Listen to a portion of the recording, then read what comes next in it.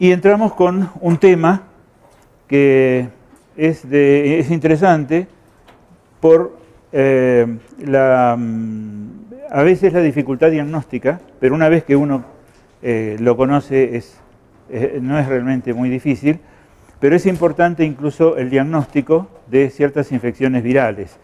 Vamos a empezar entonces con la más frecuente, que es infección por virus de polioma.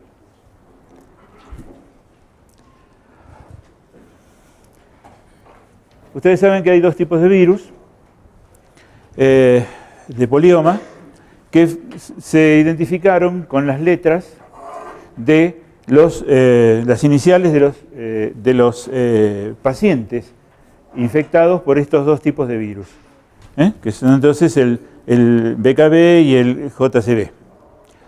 En un caso fue encontrado el BK en un paciente que tenía un trasplante renal y el otro en el cerebro de un paciente con una encefalopatía. ¿Qué pasa por qué hay infecciones por poliomavirus?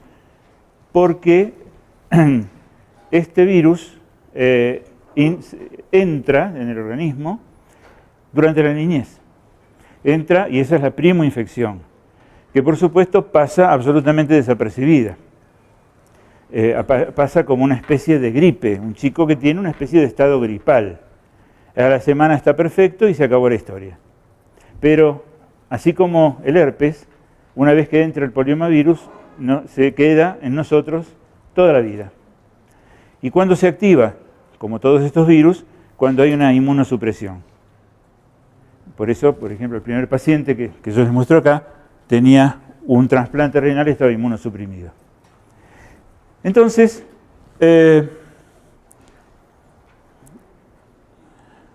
este virus produce una patología en los núcleos de las células que infectan, que son las células del urotelio.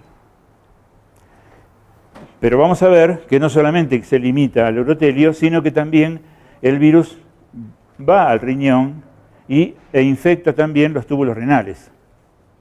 Esas células entonces se desprenden y tienen características que nosotros llamamos virales. ¿Qué son las características de núcleos virales? Son núcleos que, a pesar de ser hipercromáticos, no tienen estructura de cromatina. No tienen cromocentros, no tienen nada, son como núcleos que uno los hubiera lavado.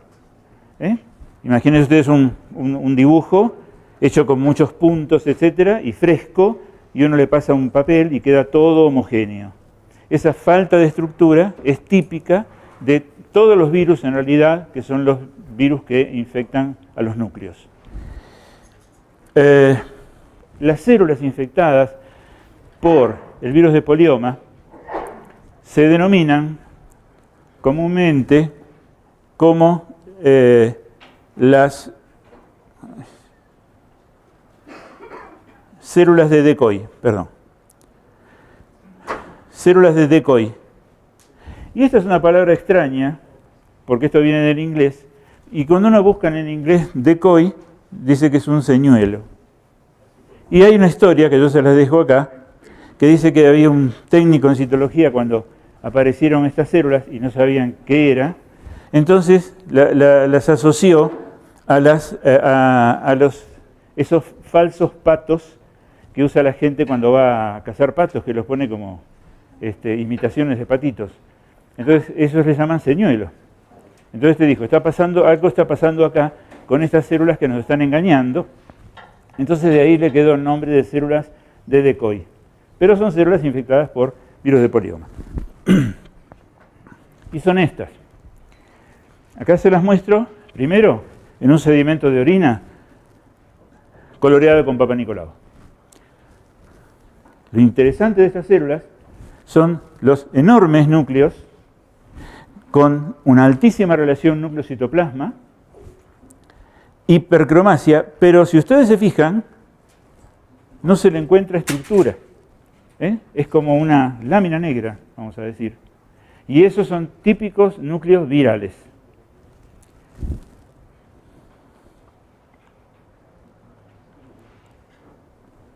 Acá tenemos más, siempre están coloreadas, en este caso con Papa Nicolau, son estas que están acá. Ven que pierden la estructura. Acá tienen uno totalmente liso, como si la cromatina hubiera desaparecido. Entonces, ustedes hacen sedimentos en fresco. En el sedimento de orina, en fresco, pueden encontrarse estas células. O pueden encontrarse, me parece que se me pasó una, esta. Con un gran núcleo, una altísima relación núcleo-citoplasma, y esta célula estaba encontrada en un paciente inmunosuprimido. ¿Con qué estaba tratado este paciente? Con ciclofosfamida, porque tenía una artritis reumatoidea. Entonces, esto es una interconsulta de un hospital de Buenos Aires, que es el Tornu, que nos mandaron a clínicas, porque sospechaban que ese paciente tenía un cáncer por esta célula, con ese núcleo tan grande. Entonces, cuando vimos los preparados, le pedimos que nos mandaran otra muestra, volvimos a ver en fresco y hicimos las coloraciones. Y en realidad, lo que estamos viendo ahí son células infectadas por virus de polioma, como esta, del mismo paciente. Ven ustedes que acá la cromatina en el medio es como que se hubiera alisado, como que se hubiera desparramado, y si hay algo de cromatina está como pegada al núcleo. Es decir, son células que están directamente infectadas y muriendo.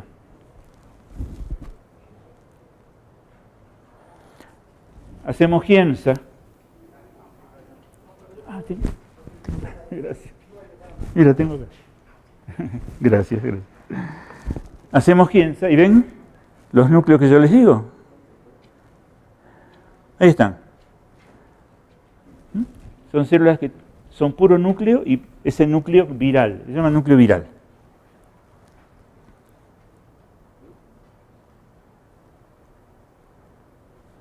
¿Vamos? Ahí está. Ahí tienen más casos, del mismo paciente, mejor dicho. Lo hacemos con Papa Nicolau, bueno, lo hacemos con Papa Nicolau, pero es lo mismo, la misma historia. O sea, ustedes lo pueden hacer directamente con sus coloraciones y van a llegar al mismo resultado.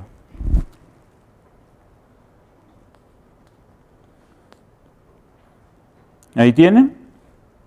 Bueno.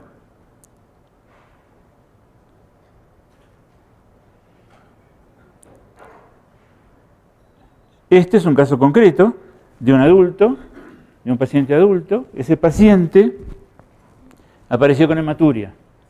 Entonces le hicimos el estudio y aparecieron estas células. Células grandes con un núcleo grande, pero sin estructura prácticamente.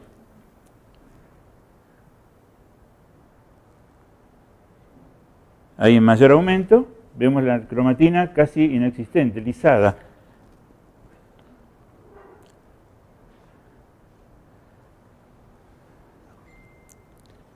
Ahí está. Le hacemos el Papa Nicolau y ahí lo tenemos. Este paciente que tenía esta muestra, esta célula en fresco, ahí la tienen coloreada con Papa Nicolau. Una típica célula infectada por virus del papiloma, del polioma.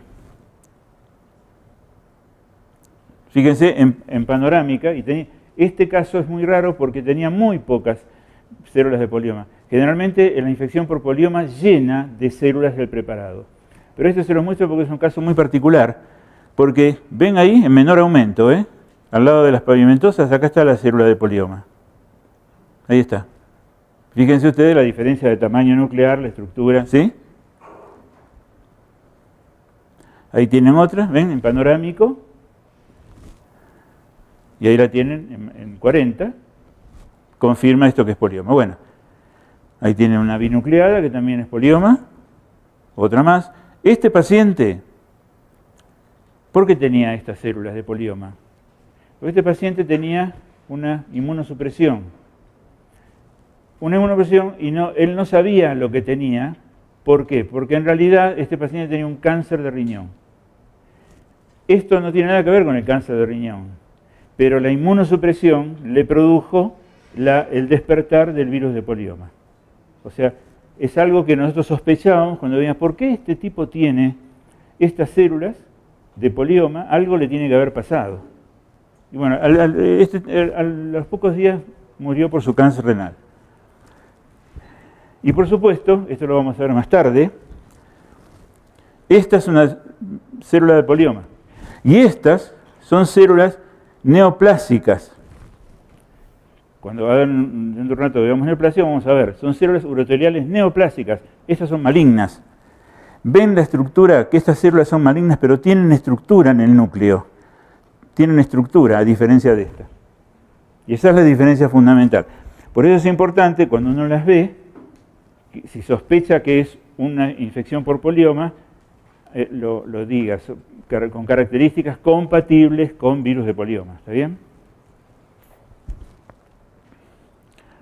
Y acá tenemos una correlación entre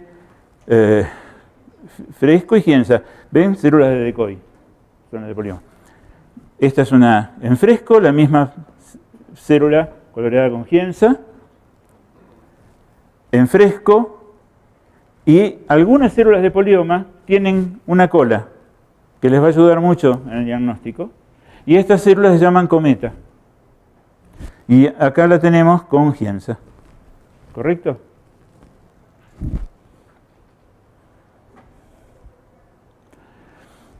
Y yo le decía que la primoinfección se produce en los niños.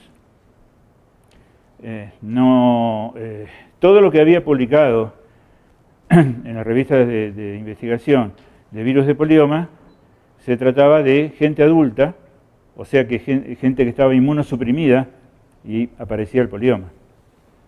Y nosotros tuvimos suerte de encontrar el primer caso de primoinfección en un chico. Este chico tenía 4 años, porque este chico apareció con un estado gripal. Pero la madre del chico era bioquímica. Entonces dijo, vamos a hacer un examen de orina, a ver qué tiene. Cuando hizo el examen de orina, era bioquímica, pero no era citóloga. Se encontró con un montón de células grandes, etcétera, y trajo la consulta. Entonces le dijimos, eso es un polioma. Y es fantástico, tu hijo en una semana se sana. Pero nosotros con esto vamos a publicar un trabajo, porque es el primer caso en el mundo de una primoinfección.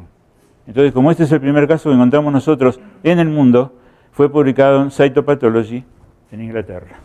Y estas son las células que encontramos en ese chico de 4 años, que ven que a veces no todas cumplen la característica del núcleo totalmente difuso, porque estas están en el estadio de la cromatina que se está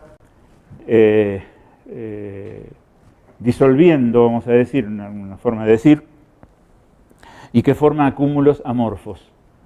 Y acá estas son más típicas del virus de polioma. Pero bueno, ahí les presento el primer caso que hubo, que lo publicamos nosotros, de la primoinfección. ¿Y qué pasó a la semana? A la semana lo volvimos a controlar. ¿Y qué encontramos? Esto. ¿Y qué son estas células con estas inclusiones por todos lados? Esas son células necróticas. Y así se ven en una necrosis las células coloreadas con Papa Nicolau. Obviamente esas células después mueren porque esas células están destinadas a morir, infectadas por virus, y esta es la imagen de la infección post-polioma. Pero, para publicarlo, teníamos que convencer a los ingleses que eran virus de polioma. ¿Y cómo lo hicimos? Y bueno, tuvimos que hacer una inmunomarcación. Conocen, ¿no es cierto?, una inmunomarcación, lo que significa. O sea, tengo que conseguir un anticuerpo contra alguna proteína del virus, ¿sí?, y hacer una reacción con un chorizo de anticuerpos y un revelado, en este caso con peroxidasa y agua oxigenada. Y si me da color marrón, quiere decir que está el antígeno que yo busco. Yo usé un anticuerpo,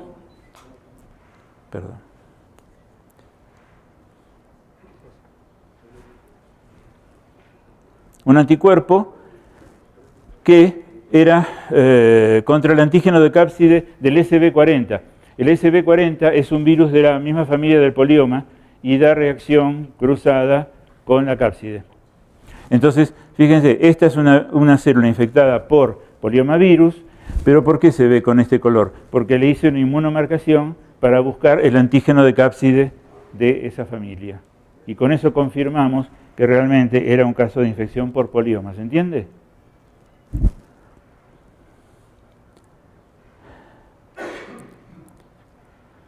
Y como les decía, ese virus llena el núcleo de la célula. Esto es una microscopía electrónica de transmisión, o sea, veo las células aumentadas pero por adentro.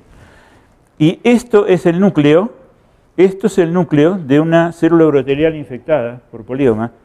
Y todo lo que se ve por acá, todo, son partículas virales. Es un virus de muy pequeño tamaño. Es un virus más chico incluso que el del papiloma.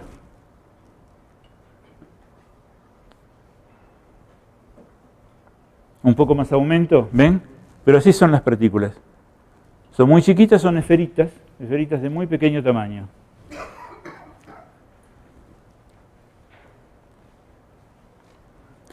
Y también encontramos la infección de este virus, pero no solamente en urotelio, no solamente en vejiga, sino que lo encontramos en el riñón.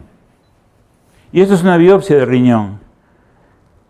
Ustedes más o menos vieron alguna vez una biopsia renal de un riñón normal. Vieron que están los túbulos. Y bueno, los túbulos en un corte con micrótomo se ven así, ¿cierto? ¿Correcto? Esos son los túbulos, ¿ven? Y estos son los túbulos normales del riñón. ¿Bien? ¿Y este qué tiene? Comparen estos núcleos con estos. Núcleos enormes. ¿Por qué? Porque estos núcleos están infectados por virus de polioma. Así que tenemos la enfermedad también en el riñón.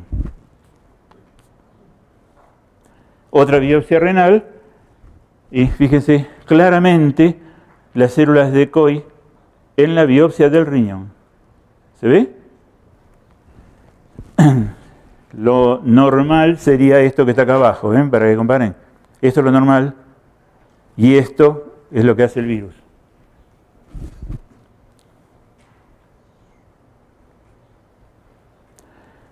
Y también podemos hacer una inmunomarcación en el tejido, en este caso, también para alguna proteína del virus, también con peroxidasa revelado, y ahí tenemos la infección del polioma confirmada por la inmunomarcación.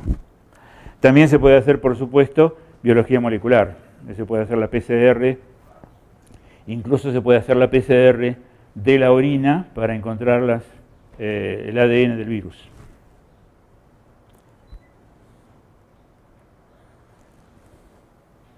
Y otra también, una cosa rara, muy poco frecuente, es el citomegalovirus. El citomegalovirus, que también tuvimos la suerte de encontrarlo en un niño de menos de 1 año de edad. Es decir, que efectivamente eso era su primo infección. La misma historia, el citomegalo le va a quedar por toda la vida y se va a activar en algún momento. ¿O no? Y bueno, y lo que estoy mostrando acá es el citomegalo. ¿Y por qué citomegalo? Porque es parecido al polioma, pero tiene la cromatina concentrada hacia un lado y siempre deja una zona libre en el núcleo. A alguno, no sé por qué, se le ocurrió que eran células en ojo de ave.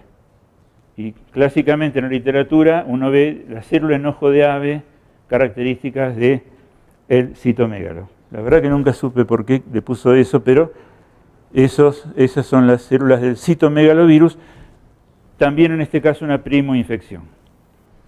Pero este no lo publicamos. Y tenemos otros virus en el tracto urinario, con mucha menos frecuencia, el herpes.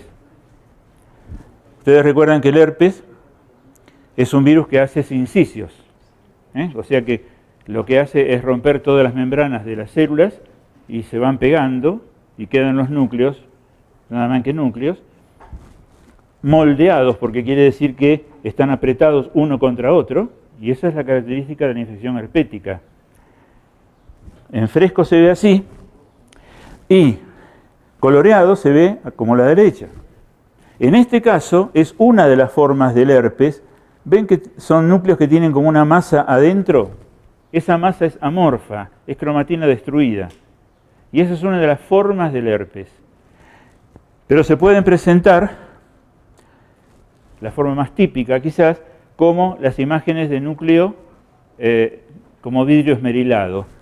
Ven que los núcleos están vacíos. Y siempre que yo tenga virus dando vuelta, los núcleos pierden la estructura. Y acá tenemos un enorme grupo, un sincicio, por herpes. Ven este grupo con núcleos totalmente apretados uno contra otro y con esa desaparición de la cromatina, lo mismo que acá. Y así se ve entonces el herpes en tracto urinario. Es excepcional, pero se los muestro, uno nunca sabe, ¿no?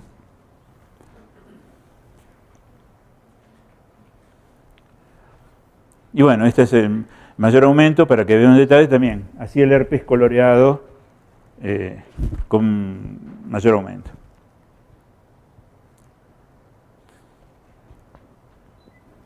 Y este también es un caso rarísimo de encontrar. Ustedes saben, ahora hablamos del virus del papiloma, o sea, el HPV. Saben que el HPV se relaciona con el cáncer cervical, ¿no es cierto? Cáncer de cuello uterino. Bueno, es uno de mis temas de trabajo de hace más de 45 años que estoy trabajando con HPV en muchos aspectos, pero resulta que encontrar un HPV en orina es súper excepcional, porque cuando uno encuentra el HPV tiene que crecer en un tejido de tipo pavimentoso, ¿sí? Entonces el HPV no crece, por ejemplo, no puede crecer en un urotelio. ¿Y qué pasa? El HPV generalmente se ubica en la uretra masculina. Se ubica en la uretra masculina, pero no desarrolla la lesión típica en la uretra masculina. ¿Sí? Por eso, ¿por qué? Porque es un epitelio que no le permite crecer bien. Ahora, ese, sin embargo, puede contagiar a la mujer. Es decir, el hombre es portador sano del HPV. La mujer pobre es la que paga las consecuencias y la que tiene después el cáncer de cuello. En cambio, el hombre, prácticamente el cáncer de pene no existe. Hay, pero muy pocos casos. Ahora, ¿qué pasa? ¿Cómo puede ser que yo tenga entonces en orina esto? Porque estas células en uretra deben haber sufrido un proceso que se llama metaplasia pavimentosa. O sea que las células se transforman en un tejido que es muy parecido al EPE. Y entonces ahí sí el virus puede crecer. Y cuando crece el virus del papiloma, hace una transformación en la célula muy característica con este halo muy neto, y estas células se llaman coilocitos. Y coilocitos son las células patognomónicas de la infección por HPV. En este caso está coloreado con Papa Nicolau. Este caso es de la doctora Adriana Rocher, que trabaja conmigo y que fue la que lo descubrió y bueno, lo puse en la clase. Pero se los muestro por si alguna vez les aparece una célula de este tipo, pero ya les digo, excepcionalmente aparece.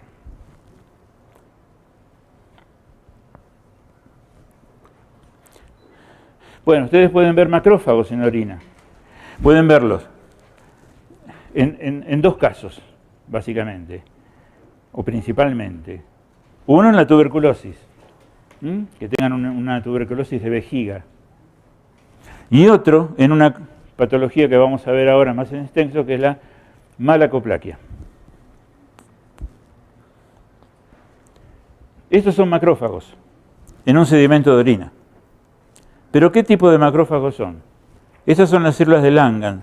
¿Se acuerdan que las células de Langhans eran macrófagos con muchos núcleos, pero que los núcleos se disponen más bien en la periferia de la célula?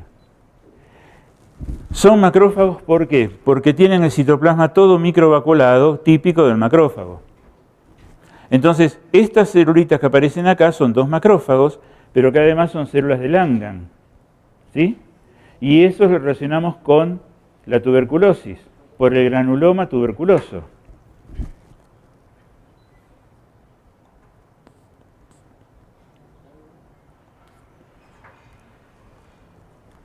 Bueno, si hacemos la biopsia de esa vejiga, esto es un granuloma. Un granuloma es un tejido que está lleno de fibroblastos, de células epitelioides y de macrófagos de Langhans. Acá está, esta es célula de Langhans. Pero eso es en la biopsia. Eso es en la biopsia. En la biopsia es fácil encontrarlo. El problema es que encontrarlo en orina. Porque para eso tiene que desprenderse del tejido y pasar a la orina. Y eso es lo que yo les acabo de mostrar acá. Esta célula de Langhans de la orina es la que provendría de esta célula de Langhans del tejido. ¿Está bien?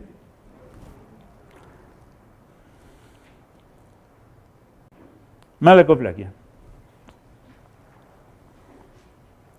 No sé si alguno de ustedes alguna vez escuchó hablar de esto o tiene alguna experiencia en esto. No. Yo sabía que iba a ser no. ¿Por qué? Porque esta patología, que fue descubierta hace unos años, fue totalmente olvidada. Y fíjense lo que es la malacoplaquia. Es la formación de unas placas ovales amarillentas con un puntito en el medio que se detectan en la vejiga principalmente. Esas placas que están en la vejiga, cuando uno las analiza y digamos le hace una punción para una biopsia, muestran muchos macrófagos. Pero además esos macrófagos, que se llaman células de von Hansemann, tienen adentro unas inclusiones características que se llaman cuerpos de Michaelis-Guttman. ¿Está bien? O sea, veo macrófagos con unas inclusiones de Michaelis-Guttman, pero todas esas células se llaman células de von Hansemann. Esas son las células patognomónicas de la malacoplaquia. Esas inclusiones que tienen son unos cuerpos con unas estructuras concéntricas que se llaman también enojo de búho, porque tienen un núcleo central de hidroxiapatita. Son cristalizaciones, pero que ahora vamos a ver que son muy especiales.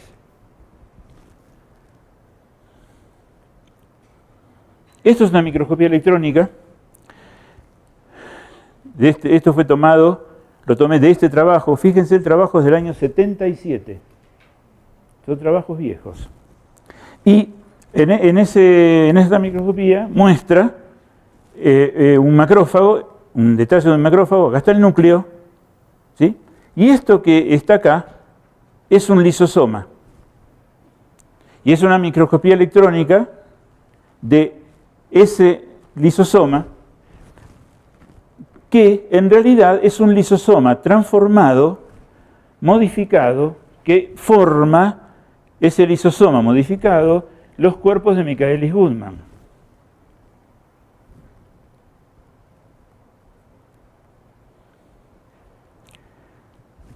Cuando uno lo ve en detalle, acá tenemos otra parte con varios lisosomas alterados, y ve en detalle este lisosoma, encuentra que hay estructuras bacterianas fagocitadas. Se sabe que los lisosomas fagocitan cosas y destruyen cosas dentro de la célula. Bueno, resulta que en esta patología se encuentran estos lisosomas y adentro hay restos de bacteria.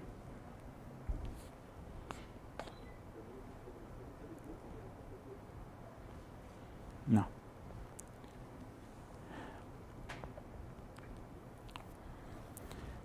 ¿Y qué pasa? Hay un problema metabólico de esos macrófagos, donde los lisosomas tienen un defecto que hace que no puedan terminar bien no solamente la incorporación de las bacterias, sino que tampoco las pueden destruir. Ese defecto se ha encontrado que es debido a una alteración de esta relación GMP-AMP. Y esa alteración produce la disminución del ensamblaje de los microtúbulos, y los microtúbulos en esas estructuras del citoesqueleto, que son importantes no solamente para formar las vacuolas, digamos, de la fagocitosis, sino que también produce como efecto una deficiente destrucción de bacterias. Entonces la falla está en esa relación de GMP y AMP. Además se encontró que en estos pacientes había una deficiencia de la beta-glucuronidasa. Bien. La beta-glucuronidasa es una enzima que da origen a una enfermedad, digamos la falla de esto, que es la mucopolisacaridosis 7, que produce acumulación de mucopolisacáridos no hidrolizados en el organismo, y esta enfermedad, que cuando se desarrolla totalmente, es una enfermedad muy grave, porque los pacientes tienen todo tipo de patologías, y esa patología se llama síndrome de Sly, parece que puede tener relaciones genéticas con el origen de la malacoplaquia. Bien, de paso les digo que malacoplaquia significa una placa blanca. Si tenemos entonces una paciente que tiene una malacoplaquia y le hacemos una biopsia de vejiga, o sea, la vejiga está llena de esas placas blancas y les punzamos y le sacamos para hacer patología, vamos a ver esto. Esto es urotelio, acá, ¿ven? Y esto es el estroma, se ubican, ¿no? Esto es una vejiga, pero absolutamente anormal. Es la biopsia de la malacoplaquia.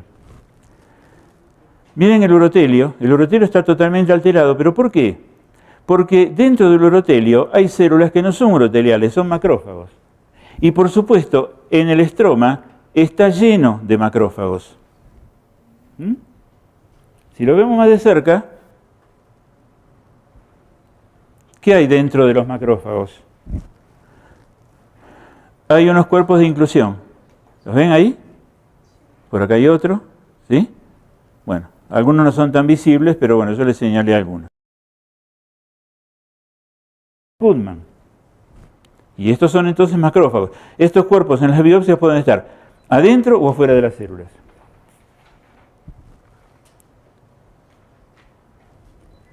Entonces, como este tema con la resistitis infecciosas a los antibióticos, es decir, que la gente que padece de malacoplaquia es absolutamente resistente al tratamiento antibiótico. Y por más antibiótico que le demos, estas pacientes permanecen con su infección. Entonces es importante encontrar el diagnóstico de malacoplaquia. Nos pareció que era importante y que el tema se había olvidado. Y realmente, desde ese trabajo que yo les mostré, no se hizo más nada de malacoplaquia. Si ustedes buscan en la literatura, entran al PubMed y buscan malacoplaquia, prácticamente hay un salto enorme hasta que aparecimos nosotros. Por supuesto, los héroes de la película. ¿Por qué? Porque nosotros mostramos que en la orina en fresco es posible detectar las células de von Hansemann. Y en realidad es muy fácil detectarla. Lo que pasa es que, lo de siempre, si nunca la vieron, no saben lo que es y pasa desapercibida.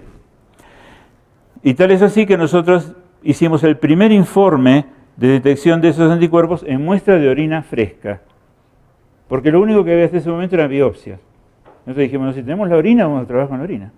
Y por supuesto este informe fue publicado en Cytopathology.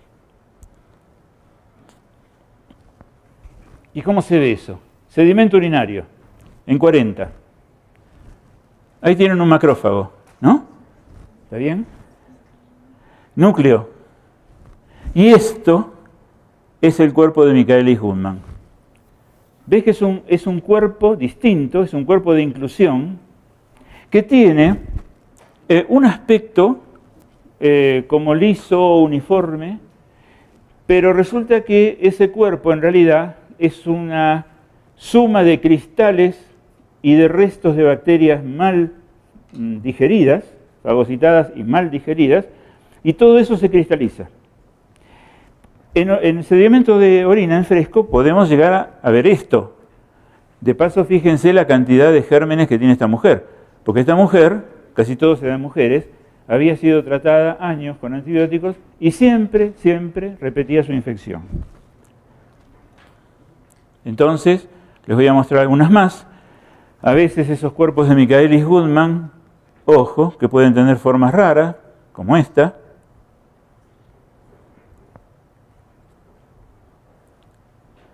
Esta.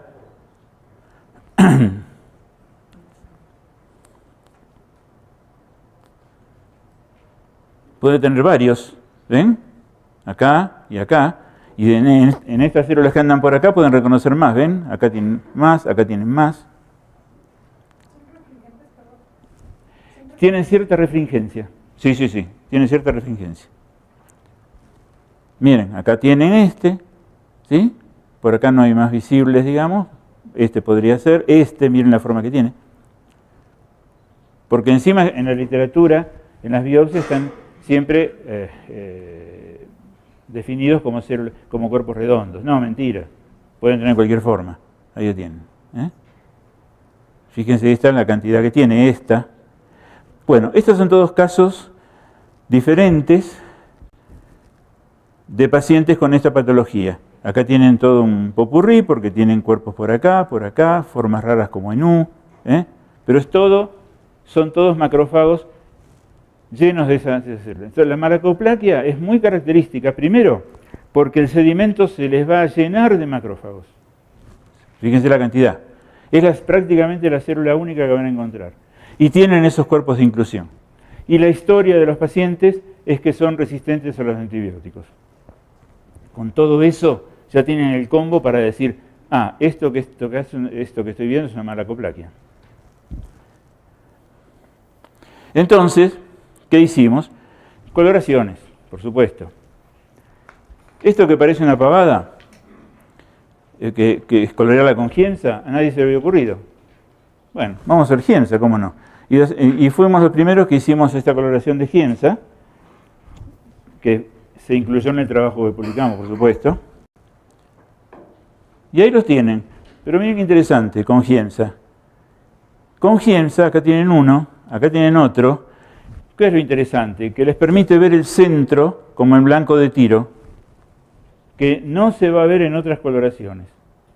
Y Giemsa, que es una coloración tan sencilla, permite definir exactamente ese centro en esa zona de cristalización. Acá tienen otro, ¿ven? El centro ahí, en el blanco de tiro, ahí está. Pero solamente con Giemsa,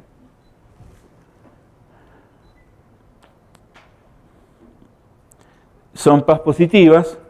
Esto no nos emocionó mucho porque en realidad ya en las biopsias se sabía que eran PAS positivas. Le hicimos por tener la citología.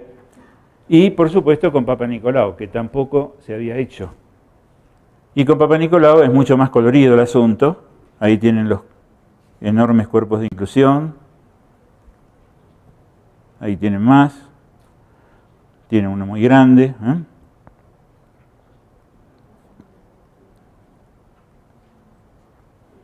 Ahí tienen uno enorme. Ahí tienen varios, ¿no? Generalmente con Papa Nicolau se tienen de rojo. Generalmente. Entonces, esto es lo que yo les decía, que estos pacientes, como la coplaquia, son los que son resistentes crónicos a los antibióticos. Entonces, lo que hay que decir es, no solamente, miren, esta paciente tiene malacoplaquia, no le den antibiótico, trátenla con, por ejemplo, después en la literatura pueden aparecer más, con agonistas colinérgicos, porque tienen que revertir eso que les contaba antes de la relación entre AMP cíclico y GMP. Entonces, eso se consigue con tratamientos. Por ejemplo, lo que más se usa es el betanecol.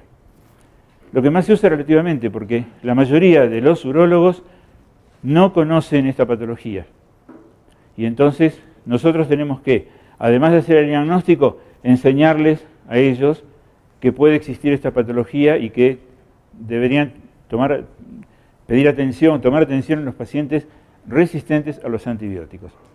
En nuestro hospital, por ejemplo, para convencer a la parte de bacteriología que cuando miran los sedimentos de orina busquen células de von Hansemann, fue un triunfo. Ahora parece que después de 4 o 5 años lo estamos logrando. Lo mismo que el servicio de nefrología, ahora ya manda las orinas a citología cuando sospecha que hay una malacoplaquia. O sea que no es una patología tan rara, porque nosotros a partir de nuestro trabajo encontramos un montón. Lo que pasa es que no se sabía ver porque nunca se había hecho en orina. ¿Quedó claro todo esto?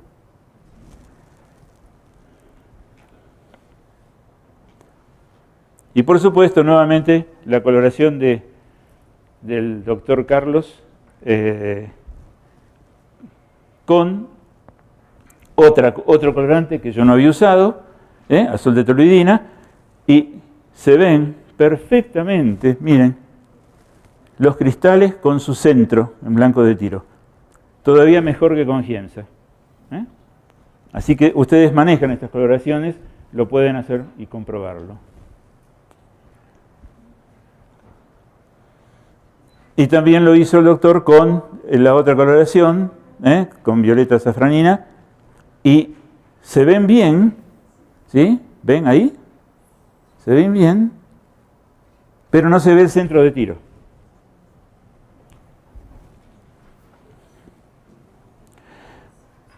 Es importante diferenciar esas inclusiones, ¿no?, que casi siempre son rojas cuando uno colorea, de otras patologías. Estas otras patologías,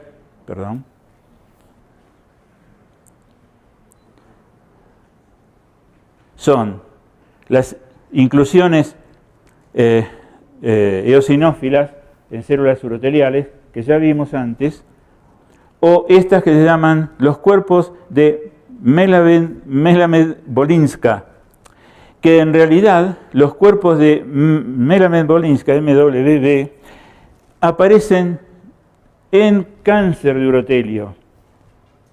Lo que yo les muestro no tiene que ver con el cáncer, pero también da cuerpos con inclusiones. Sin embargo, cuando uno hace la comparación, ve que estas células que corresponden a esos cuerpos MWB en un cáncer, es un caso de cáncer uroterial, no son macrófagos y aparecen estas inclusiones, aunque no se sabe cuál es el origen, por qué aparecen en cáncer uroterial. Y esto que ya les mostré antes es lo que aparece cuando hay una necrosis, cuando las células uroteriales hacen una necrosis, coloreadas con Papa Nicolau, aparecen. Y ven que también aparecen estos cuerpos rojos. Pero nos damos cuenta que no son macrófagos. O sea que el detalle importante es que primero ubiquen que sea macrófago y después miren el cuerpo. ¿Está bien? Bueno, le traigo un caso de hemosiderosis renal que puede ocurrir. Ustedes saben que es una acumulación de hemosiderina y en el riñón se puede acumular en los túbulos y la presencia se confirma con la conocida reacción por ustedes, ¿se acuerdan de la reacción de Peirce? Con ferrocianuro de potasio que se forma al sur de Prusia. Bueno, y acá entonces tenemos ejemplos.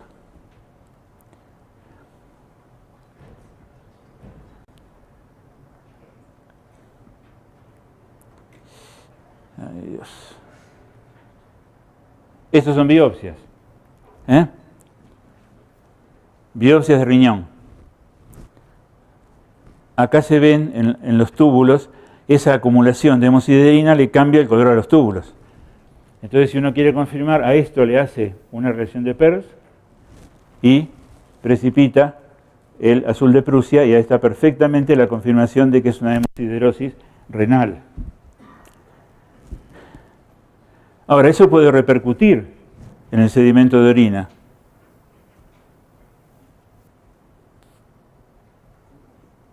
Así, porque podemos ver células del túbulo renal que están totalmente llenas de esa hemosiderina, y en fresco estas células se ven así, totalmente llenas de esos granulitos refringentes y de color marrón, y eso es la hemosiderina tal como se ve en fresco en un sedimento urinario. O así, células tubulares un poco rotas, pero o así.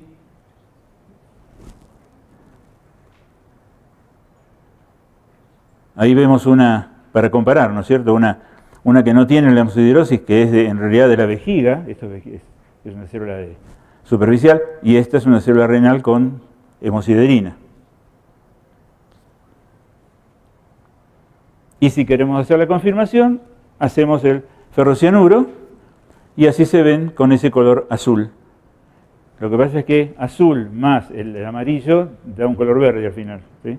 Porque es el azul el azul de Prusia y el amarillo que tiene la hemosiderina en sí, y lo que da es un color verde. Bien. ¿Sí? Esa es la confirmación de la hemosiderosis renal. Ahí está.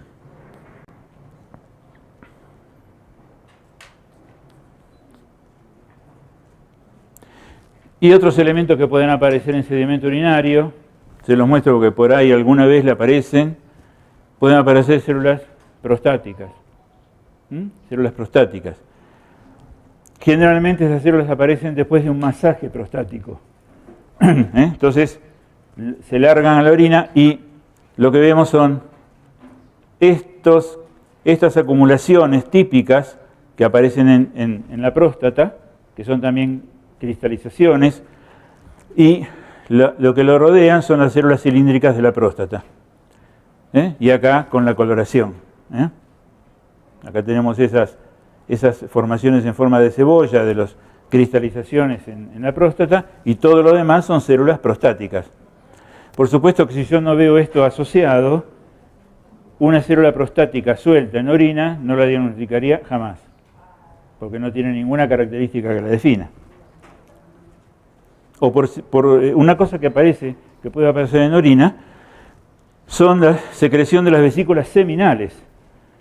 Vesícula seminal que forma parte del tracto, no del tracto urinario, digamos, sino del tracto reproductor. Pero la vesícula seminal, bueno, sabe que convergen, al final sale por la uretra todo. Esas vesículas seminales a veces dan esas secreciones que se condensan, salen, y eso se ve más en el semen. Cuando uno analiza un semen, ¿no? Aparece en el semen como un montón de cuerpos transparentes que después al poco tiempo se lisan. Entonces, esas son secreciones de vesículas seminales. Así se ven en orina y coloreadas. Así que recuerden, si ustedes ven estas cosas raras en orina, no son células ni cosas, no, vienen de la vesícula seminal. Por supuesto, cilindros epiteliales, ustedes ya lo saben ver en fresco, eso se los muestro acá, en este caso coloreado con Papa Nicolau, y por supuesto cada una de estas es una célula de los túbulos. Y eso es un caso raro, un caso muy raro, pero que me muestra que la orina puede ser reservorio de cualquier cosa. ¿Y saben qué es esto? Son células endometrales. ¿Y qué hacen ahí? Células del endometrio en un sedimento de orina. Porque esta paciente tenía endometriosis en el uréter. Ustedes saben que la endometriosis es una patología donde el tejido de endometrio va y se anida en otras partes distintas del endometrio. Se puede anidar en cualquier lado. Tenemos endometriosis en mama, en el hígado, en el intestino, bueno. Y esas zonas de anidación, cuando la mujer tiene sus ciclos y proviene la menstruación, reaccionan como pequeños úteros y esas zonas sangran igual que el endometrio. Entonces en este caso estaba en uréter y en uréter salieron a la orina y entonces lo que tengo acá es nada más que células de endometrio. ¿Cómo se descubrió esto? Porque esta paciente tenía hematuria y en cada menstruación al mismo tiempo tenía hematuria, pero digamos de vías urinarias, y dolores. Entonces, bueno, ahí se hizo la comprobación.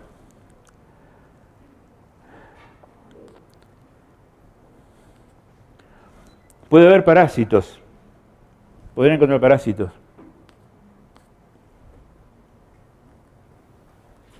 Pasa para atrás. Yo acá les muestro los más comunes que puede haber. Esta es la entameba histolítica. Ustedes saben que la entameba histolítica es un parásito, pero de intestino. Aparece en materia fecal. Pero muchas veces, eso por un problema de mala higiene o lo que sea, se contamina la mujer y la contaminación aparece en la vejiga y sale por orina. Y acá tienen entonces una coloración, esta coloración se llama de Shore, una coloración que se hace para células de la orina nada más, es una coloración para estudios hormonales, poco utilizada, pero bueno, nosotros la tenemos.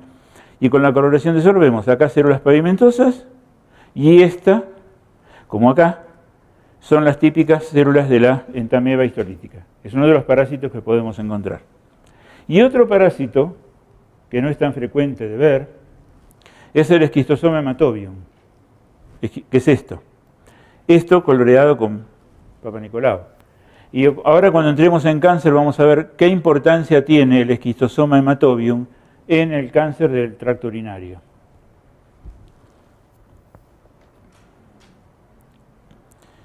Como a partir de ahora vamos a empezar a hablar de relación núcleo-citoplasma, diferentes relaciones núcleo-citoplasma, que va a ser un criterio histológico, citológico muy importante para clasificar anomalías benignas y malignas del tracto urinario. Encontré este cuadro, que en realidad este cuadro fue publicado en la revista Cancer Cytopathology en el año 2016.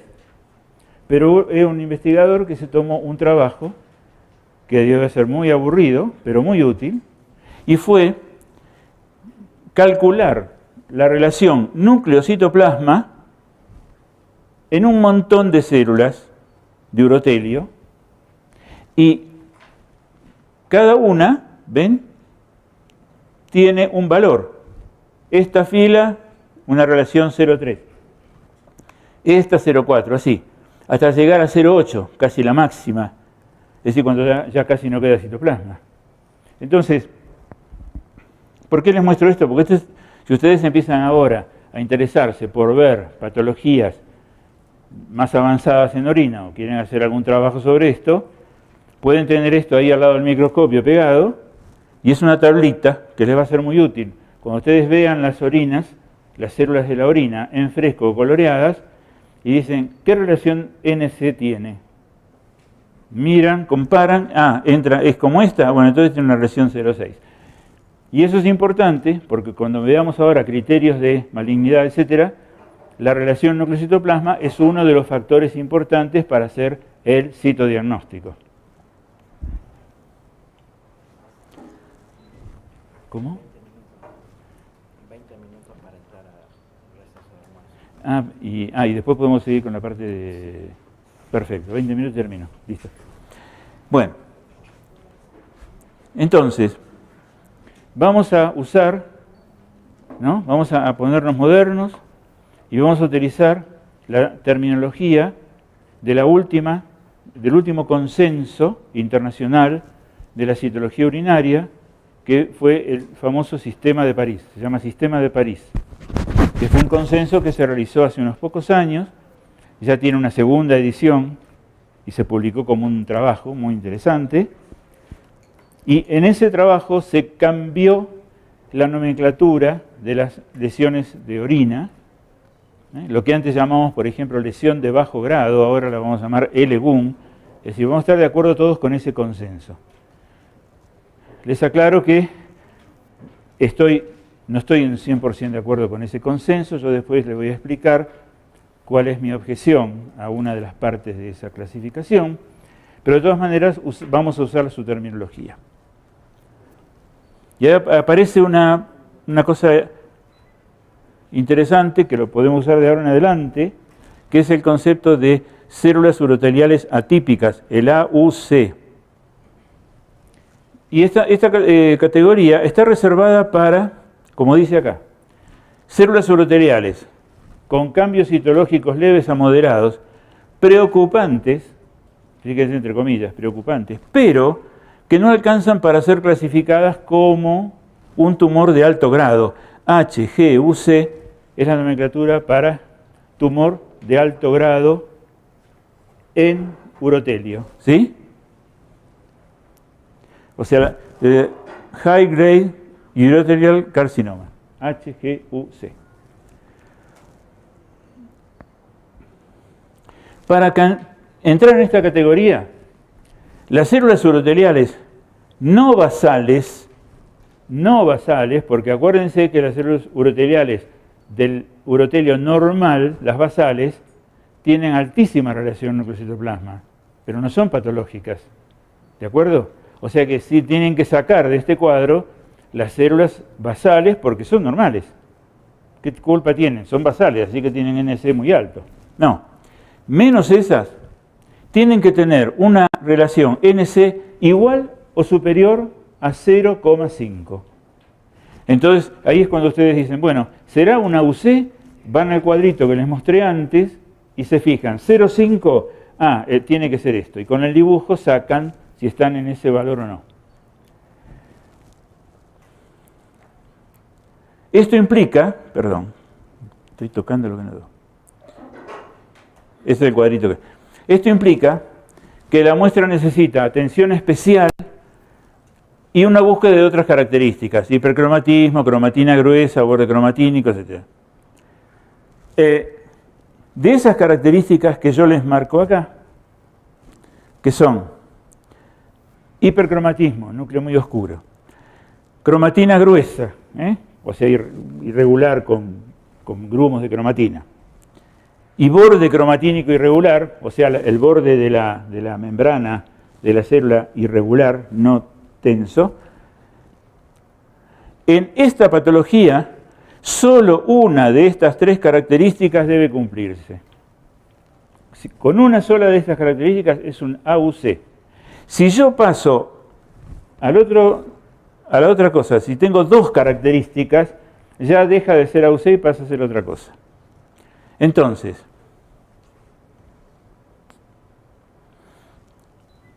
hay un criterio mayor para las AUC, que es el obligatorio, que tiene que tener nucleocitoplasma mayor o igual de 0,5. Y agrandamiento nuclear, y acá puse recordar las basales normales que no entran acá. Y los llamados criterios menores: hipercromatismo, membranas irregulares y cromatina gruesa. Muy bien. Según el Sistema de París, esto es según ellos, yo les estoy mostrando la foto de ellos, ¿qué consideran ellos como ejemplo de AUC? Todo el Sistema de París está coloreado con Papa Nicolau, ¿no? Acá muestran un grupo de células de uroteliales atípicas con relaciones NC variables, hay variables, hay muy grandes y muy chicas, irregularidad del contorno nuclear, o sea, no es tensa la membrana, sino que tiene alguna irregularidad, ¿ven? Algún pliegue. pero con leve hipercromatismo. Entonces, para el sistema de París cumple con la irregularidad de la membrana y no cumple con los otros dos. Entonces, esto se caracteriza como AUC, es decir, estos son reactivas.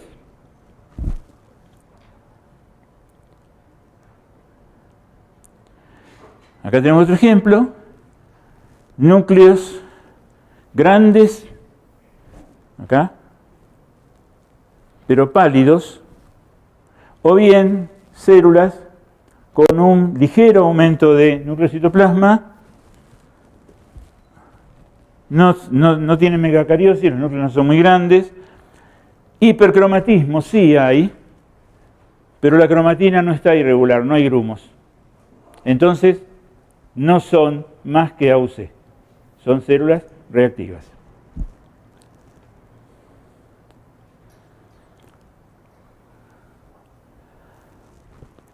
Nosotros tenemos unos criterios propios, digamos, para las AUC.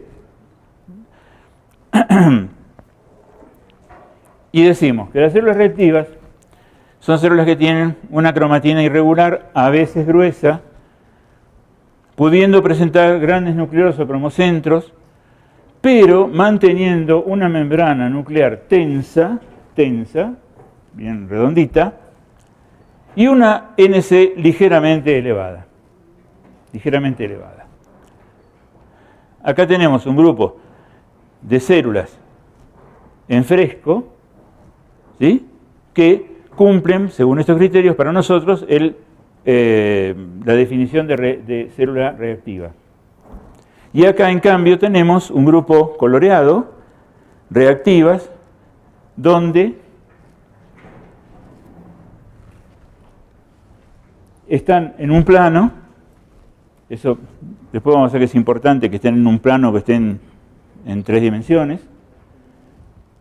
aunque los núcleos son hipercromáticos, la cromatina un poco irregular, nuevamente la membrana es tensa y uniforme. O sea, para nosotros estos casos son solamente casos de células reactivas. ¿Qué otras células reactivas podemos tener?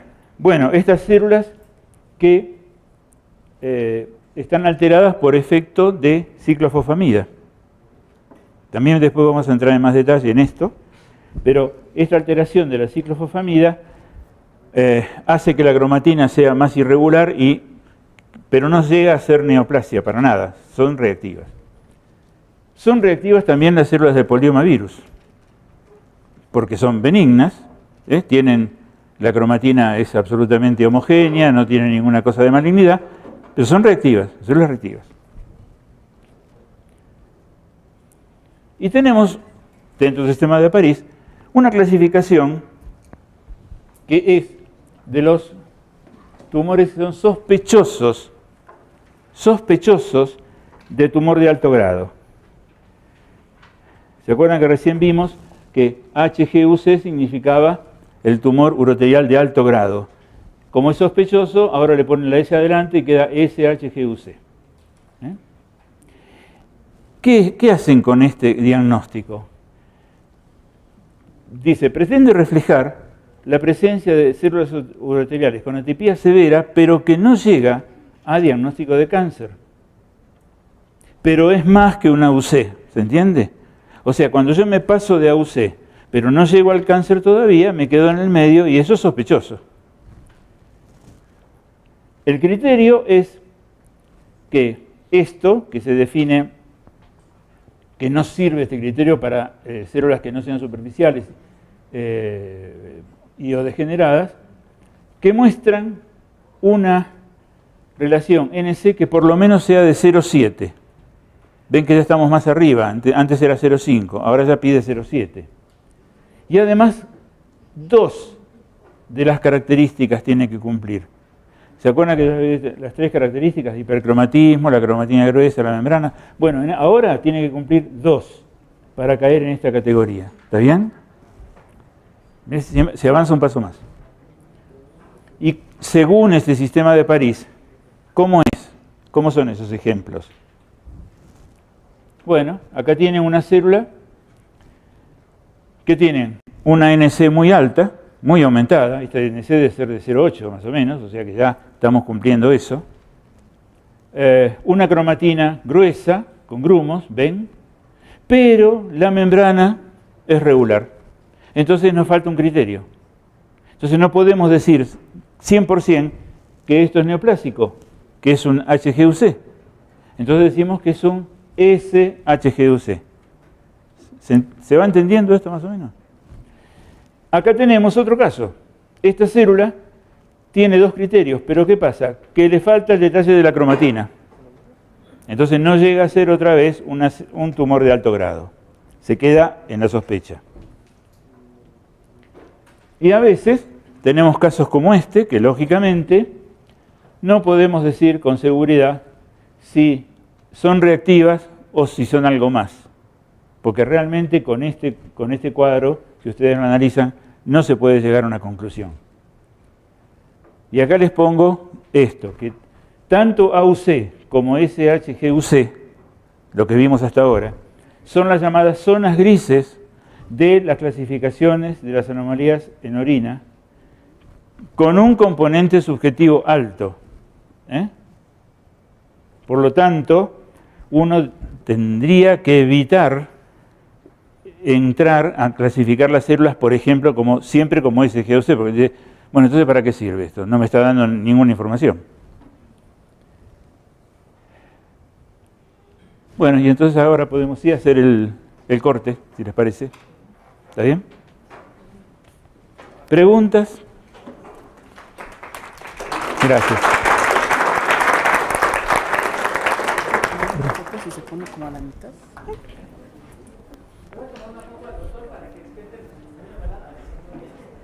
¿Acá? Ahí con todos sus alumnos. Si se puede poner maestro Vicente y maestro José Ángel, ¿dónde quedó? Pero...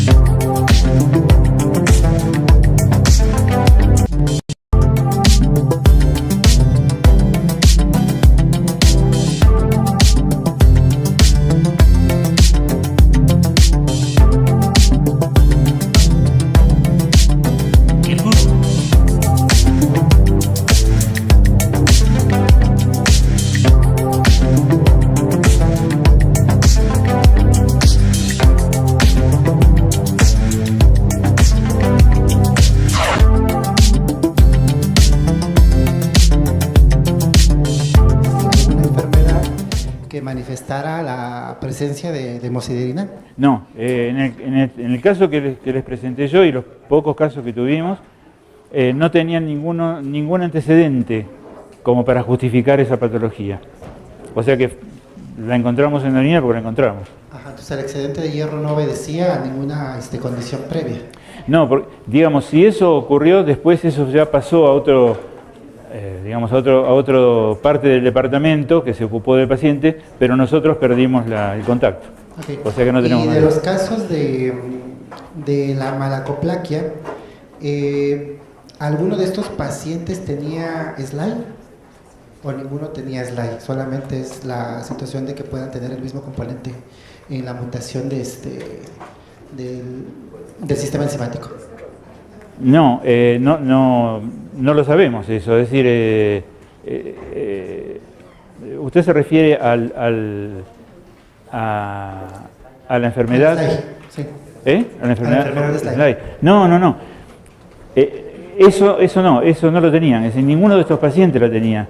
Okay. Porque lo que pasa es que esta enfermedad es una enfermedad muy grave, de todo, tienen retrasos mentales, es decir. Y no, eran pacientes, generalmente mujeres adultas, que tenían nada más que ese problema. Lo que pasa es que a partir del hallazgo de ese déficit enzimático, se nos ocurrió que a lo mejor tenía alguna relación genética. No que tuvieran enfermedad, sino que a lo mejor tenían una mutación de algún gen. Entonces, en este momento, en mi departamento, estamos estudiando justamente la mutación de los genes de esos pacientes, a ver si pueden tener correlación, no con la enfermedad, pero sí con ser portadores, por ejemplo. Ok, entonces, estos pacientes solamente tenían la Sí, malacoplaquia y no tenían ninguna otra manifestación clínica. no. No. Solamente la multiresistencia. Nada más que eso, sí, Ok. sí, exacto. Gracias. Yo tengo una duda, igual de la malacoplaquia.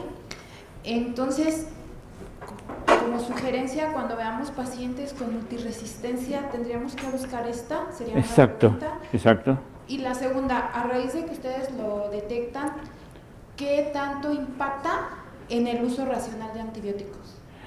Bueno, cuando el médico entiende que existe una cosa llamada malacoplaquia, que lo están aprendiendo ahora, y empieza a usar las drogas anticolinérgicas, deja de usar antibióticos. O sea, deja de usar antibióticos y, bueno, en general se resuelve el problema usando esas otras drogas. O sea que el efecto es inmediato prácticamente. Y las pacientes dejan de tener esas infecciones a repetición. El problema es hacer difundir esto, porque es una cosa, como ya dije, una patología que se estudió hace muchos años, que fue abandonada totalmente. Entonces, claro, sobre todo las últimas generaciones de médicos no las conocen. No conocen. Entonces, pero bueno, es función nuestra, ¿no? Función nuestra, no solamente hacer diagnóstico, sino a veces hacer un poco de docencia y llevar la información a los médicos que nosotros encontramos porque lo vemos en el laboratorio o porque hacemos investigación. Y eso es, en realidad, así debería funcionar la cosa. Nosotros somos un centro como de, vamos a decir, de investigación básica, clínica, todos, y encontramos cosas que a veces pueden ayudar al médico, y el médico no se le ocurre o tiene otra orientación o qué sé yo, y lo ayuda muchísimo. Este es un caso típico. Si no se lo enseñamos nosotros, y se los digo a ustedes ahora que están con las orinas, que lo tengan en cuenta y que empiecen a buscar los macrófagos con las inclusiones, y cuando lo encuentren, etcétera, vayan y cuenten a los médicos. ¿Alguien más? Sí. Buenas tardes, doctor. Hola. ¿Tienen algún tamaño en específico las células de von Hansemann o son de diferentes ¿Las células? tamaños? ¿Las de von Hansemann? De von Hansemann son los macrófagos típicos que uno ve, o sea que más o menos, ¿cómo puedo decir? Un macrófago será 4 veces una célula urotelial, ¿no? Pequeña. Bueno, ese es el tamaño que tienen. No son ni muy grandes ni muy chicos, son... ¿Y se ha asociado a alguna bacteria en especial para que generalmente los que son resistentes sobre todo a coliformes, gram negativos, especialmente Escherichia coli. Pero hay resistencias a cualquier tipo, hay otros, en menor porcentaje a cualquier cosa. Gracias. Buenas tardes. Buenas tardes. Antes que nada, pues estoy muy contenta y emocionada de estar aquí con tantas personas que admiro tanto del tema que pues todos amamos. Y bueno, Gracias. la duda es respecto a las células reactivas, lo último que dijo.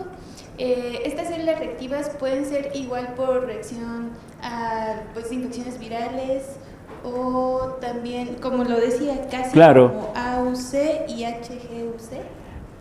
Claro, el HGUC, ahora después dentro de un ratito vamos a entrar en el HGUC, que es el cáncer, pero hasta lo que vimos ahora, que no es cáncer, las reactivas son básicamente todas aquellas células que tienen anomalías que no son cancerosas, pero que digamos que implican un seguimiento del paciente y conocer un poco la historia, porque esas células pueden provenir o porque hay una inmunosupresión, porque hay un proceso inflamatorio importante, y eso, a veces uno dice, está bien, esta es una célula con cambio inflamatorio y ya está.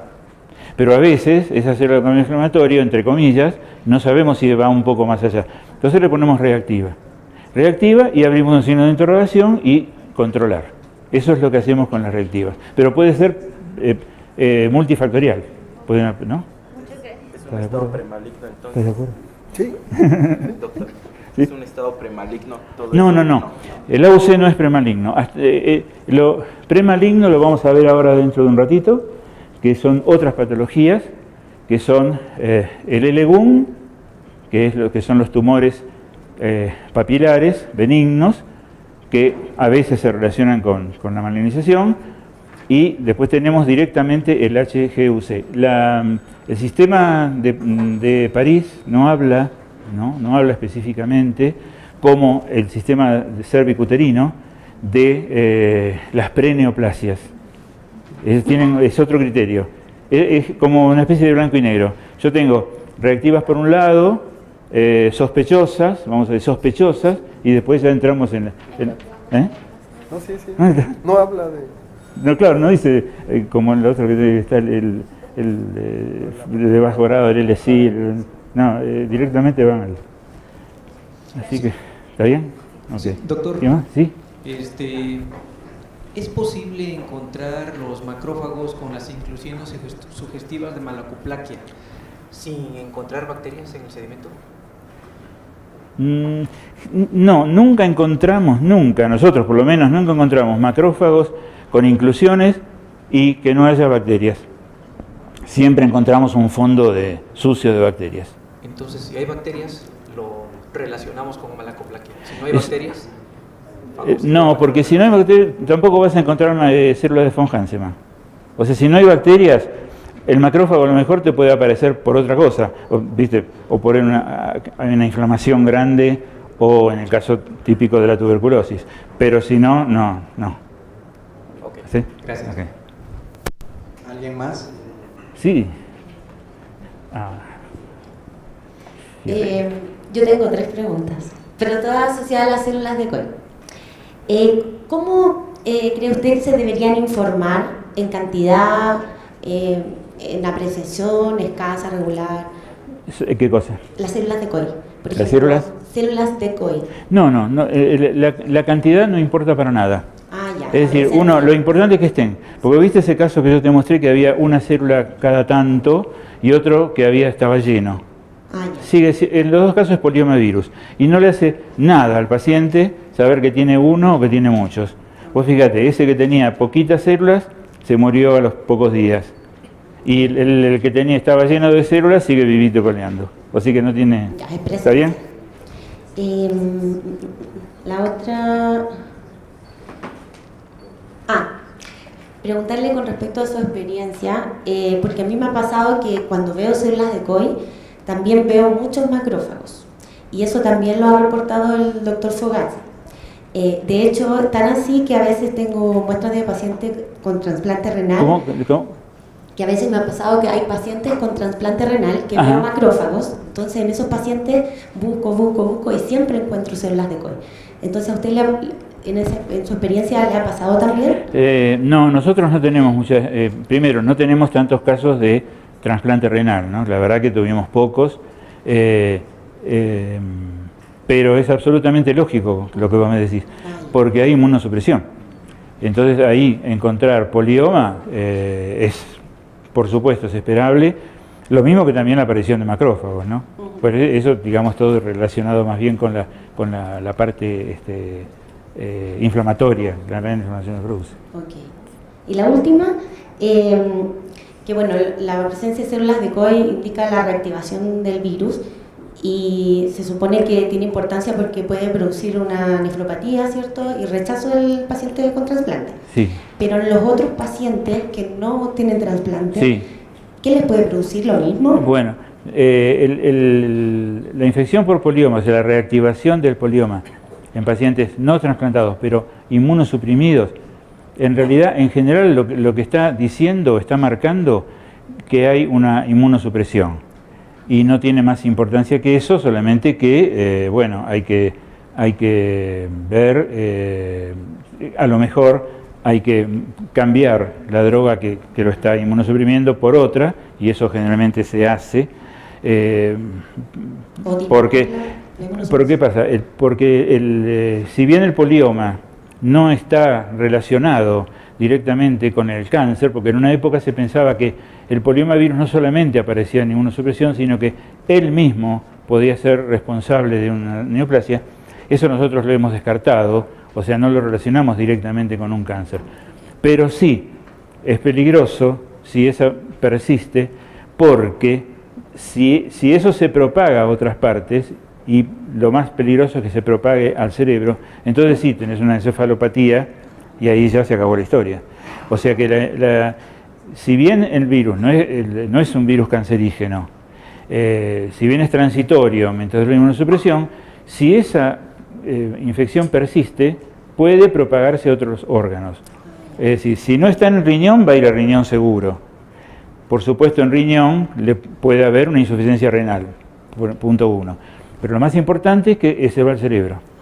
Y eso es ese es el peligro grande. Ya, muchas gracias.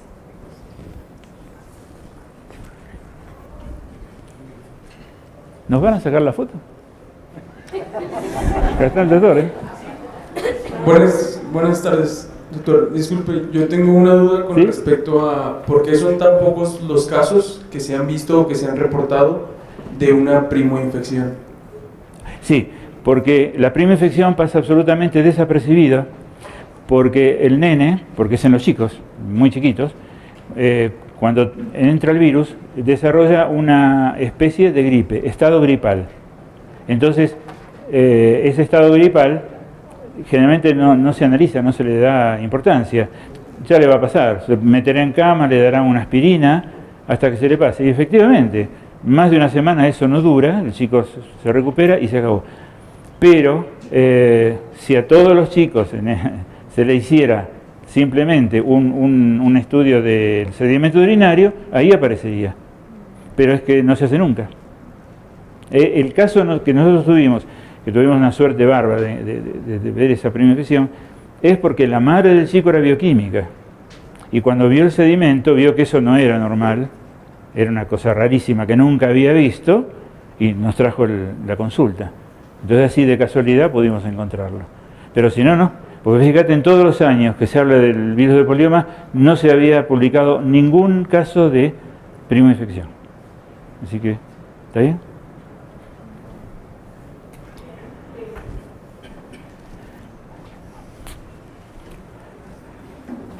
Hola a todos.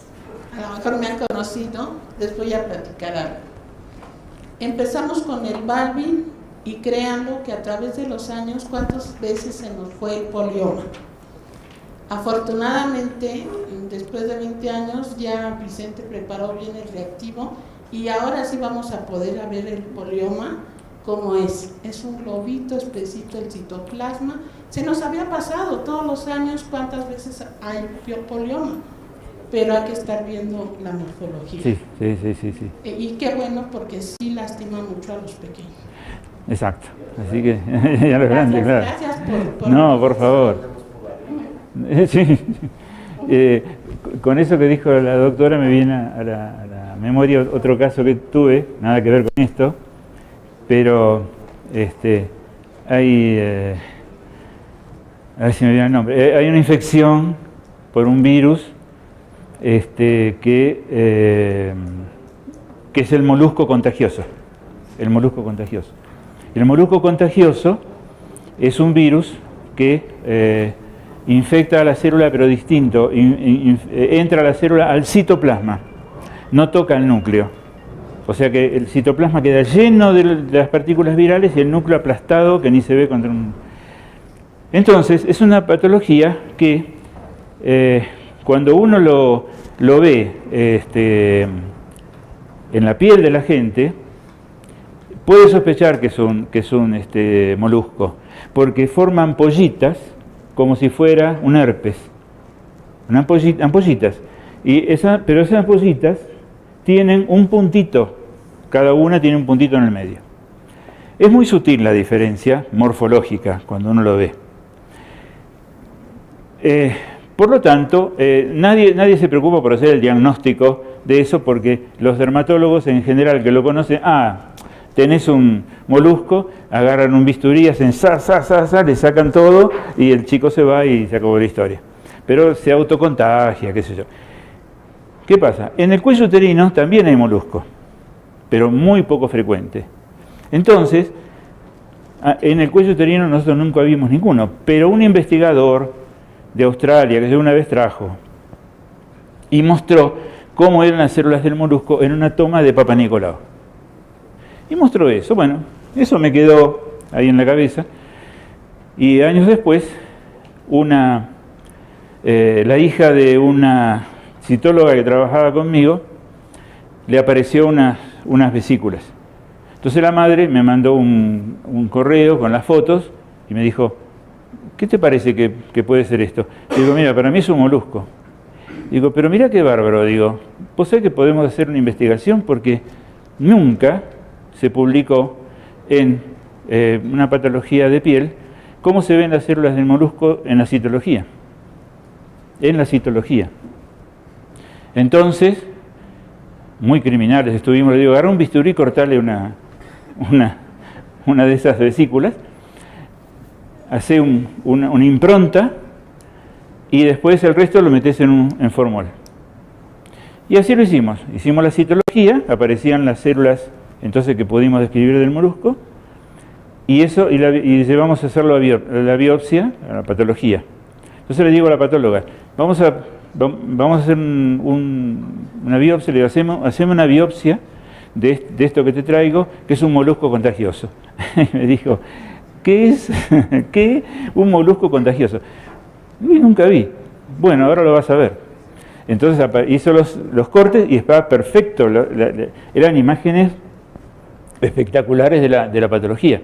Entonces, ella me dijo, sí, dice, mira, acá están las muestras. Dice, vos sabés que ahora aprendí lo que es el molusco. Y decía, ¿qué habré diagnosticado cuando me traían cosas como esta? Dice, porque claro, no sé. Entonces me hizo acordar tu comentario. O sea, no se ve a veces las cosas porque no se sabe y se puede llegar a diagnosticar cualquier cosa. Bueno, ¿qué más? ¿Sí? Sí, es con respecto a los hallazgos que nos comentó acerca de las células de COI y de los cuerpos de Michaelis Guttmann. Sí. ¿Hay algún impacto, por ejemplo, que nosotros tuviéramos, o ustedes, por ejemplo, que los reportan, que poner al médico para que de ahí haga otro estudio? ¿O ese para él ya es del pie para darle el tratamiento en el caso, por ejemplo, de los cuerpos, lo de los anticolinérgicos que nos decía? Sí. ¿O cómo? Bueno, está bien. Generalmente si uno pone en el informe que se encuentran células de tipo Michaelis, con inclusiones Michaelis Guttmann o von Hansen, o como quieras llamarlo, es lo mismo, se lo pones en el informe. En el 95% de los casos el urólogo te va a decir, ¿qué es esto? Porque no lo saben. Es lo que estaba diciendo. No están actualizados con este tema, porque se ha vuelto a reflotar y se ve que no lo han leído. Es más, si ustedes van al PubMed y buscan bibliografía actualizada de von Hansemann, de esta patología de malacoplaquia, se van a encontrar que prácticamente no hay nada. No hay nada, aún actualmente. Entonces, seguramente se van a encontrar con mi trabajo porque está en PubMed, pero es el único, creo que más moderno, y después de eso no se hizo más nada. Entonces los médicos no lo saben. Así que ahí hay que actuar como docente también. No solamente dar la información, sino ir con el informe y decirle, mire, tengo esto, esta paciente hay que ver si tiene resistencia a antibióticos, contarle un poco el caso. Y la verdad que los médicos que hacemos eso agradecen mucho porque entonces se ponen a estudiar un poco el tema. En cuanto al polioma, me preguntabas. No, polioma no hace falta. Si vos le pones células con características de polioma virus, ningún comentario más. Eso es suficiente.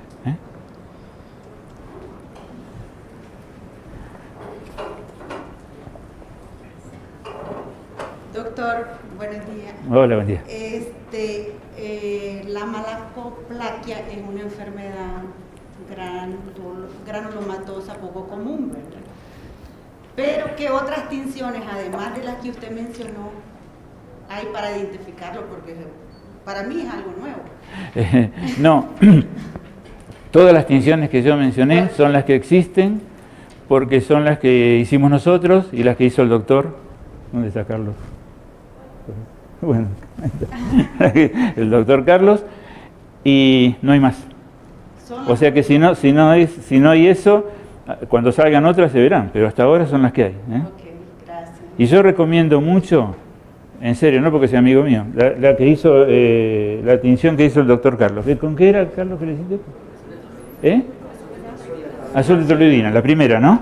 Con azul de toluidina, porque es la que muestra perfectamente las inclusiones con el blanco de tiro, es la mejor para eso. Gracias. ¿Alguien más tiene otra pregunta? Bueno, nuestro colega Joan del país El Salvador ha estado leyendo las preguntas de los colegas de los diferentes países que están conectados en el canal de YouTube. Ha visto que la mayoría de las preguntas que ellos han escrito son muy similares a las que ustedes han preguntado aquí en la modalidad presencial, y hay una pregunta que queda pendiente. Nuestro amigo Morgan Smith pregunta que si hay alguna tinción para diferenciar las células del sedimento urinario versus las células cervicuterinas.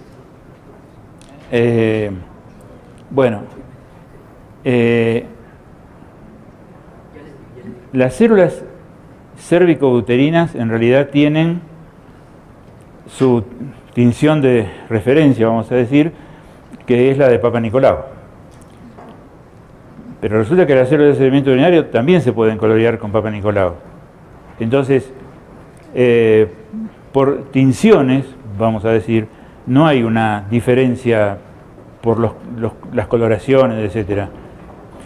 Porque lo que hay que ver ahí es la morfología.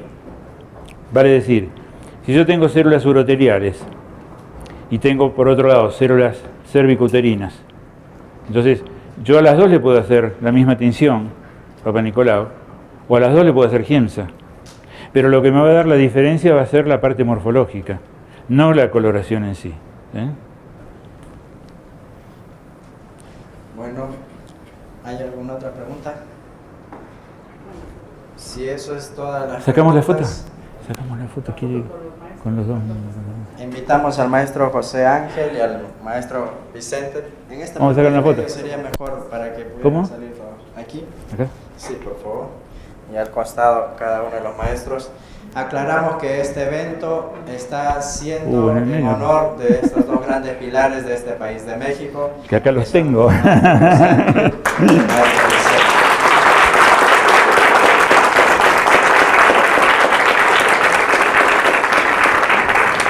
Qué honor para mí, doctores, qué honor.